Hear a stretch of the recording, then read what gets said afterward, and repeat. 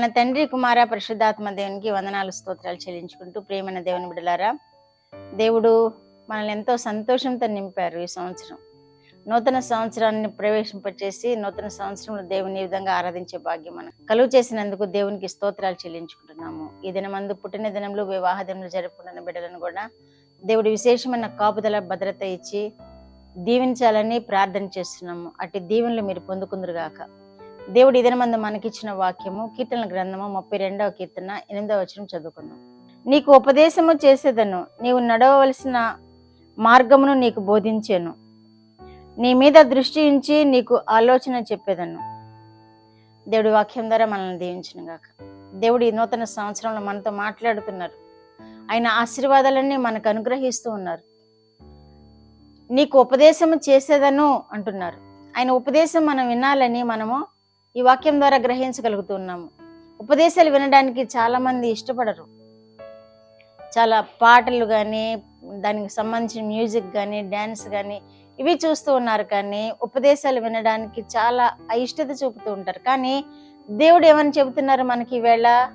నీకు ఉపదేశం చేసేదను, నీవు నడవవలసిన మార్గమును నీకు బోధించును అంటున్నారు. మనకి ఉపదేశం చేసినప్పుడు ఆ ఉపదేశం మనకి ఏ విధంగా ఉపయోగపడుతుందట? మనము నడవవలసిన మార్గం మనకి బోధిస్తుంది అని వాక్యం తెలియజేస్తుంది. దేవుడు మనతో మాట్లాడుతున్నాడు ఈ దినమందు. నేను నీతో మాట్లాడతాను, విను. ఆ మాట నువ్వు నడవలసిన మార్గం మీద చూపిస్తుంది, నిన్ను నడిపిస్తుంది అని దేవుడు ఇదే కాలంలో తెలియజేస్తున్నాడు. దేవుడు తెలియజేసిన మాటలను మనం విందాము, మనము అనుసరిద్దాము. అనుసరించినప్పుడే దేవుని ఆశీర్వాదాలు మనం పొందుకుంటాము. అనుసరించకపోతే, దేవునిని ప్రార్థించకపోతే, దేవుని వాక్యాన్ని పఠించకపోతే, వినకపోతే ఆశీర్వాదాలు కోల్పోతాము. కనుక నీకు ఉపదేశం చేసేదను అంటున్నారు దేవుడు ఇక్కడ. నీవు నడవలసిన మార్గమును బోధించును. ఆ వాక్యమే, ఆ ఉపదేశమే బోధిస్తుంది మనల్ని. ఎప్పుడైతే వాక్యం మనం చదువుతూ ఉంటామో నడవవలసిన మార్గం ఏదో దేవుడు మనకు చూపిస్తూ ఉంటాడు. ఎప్పుడైతే వాక్యం వింటున్నామో మన మార్గం ఏది శ్రేష్టమైనదో అదే చూపిస్తాడు దేవుడు మనకి. కనుక మనము మాటలు వినాలని, మనము వాక్యం చదవాలని వాక్యం జ్ఞాపకం చేస్తుంది మనకి. గత సంవత్సరము ఏ విధముగా జరిగిపోయిందో మనకు తెలియదు చాలా మందికి. దేవుని కృప వల్ల మేమైతే క్షేమంగా ఉన్నాము. మీ కొరకు కూడా ప్రార్థన చేస్తున్నాం కాబట్టి మీరు కూడా క్షేమంగా ఉన్నారని మేము భావిస్తూ ఉన్నాము.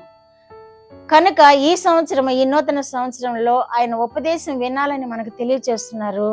మనము నడవవలసిన త్రోవ ఆ ఉపదేశం మనకి బోధిస్తుంది అని కూడా తెలియజేస్తున్నారు. అలాగే నీ మీద దృష్టి ఉంచి నీకు ఆలోచన చెప్పేదని కూడా తెలియజేస్తున్నారు.